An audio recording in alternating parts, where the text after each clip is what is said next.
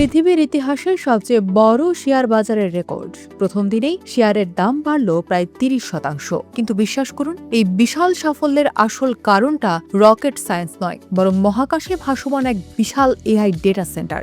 Elon Musk তবে আস্ত পৃথিবীটাকে মহাকাশ থেকে নিয়ন্ত্রণ করতে চাইছেন।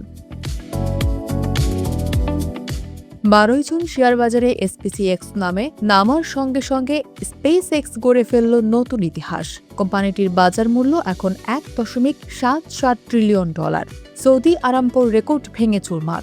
অথচ মজার বিষয় হলো, গত বছরও কোম্পানিটি প্রায় $5 বিলিয়ন লোকসান করেছে। তাহলে কেন বিনিয়োগকারীরা পানির মতো টাকা ঢালছে?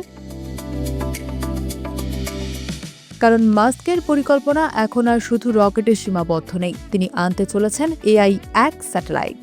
কল্পনা করুন, 70 মিটার চওড়া এক আস্ত উড়ন্ত সুপার কম্পিউটার। পৃথিবীতে বিশাল ডেটা সেন্টার ঠান্ডা রাখতে যে বিপুল পরিমাণ বিদ্যুৎ আর জায়গার প্রয়োজন হয়, মহাকাশে সূর্যের আলো ব্যবহার করে সেই শক্তি হবে একদম ফ্রি।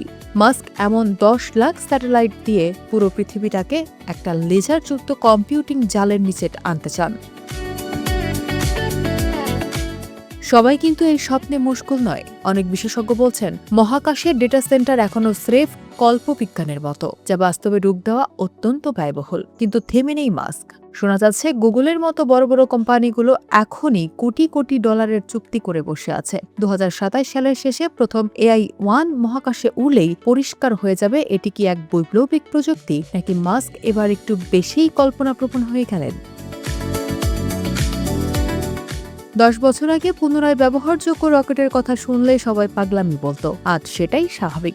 আপনার কি মনে হয়, মহাকাশে AI ডেটা সেন্টার কি সত্যিই সম্ভব, নাকি এই $1.77 ট্রিলিয়ন কেবলই একটি বিশাল বুদবুদ? আপনার মতামত কমেন্টে জানান।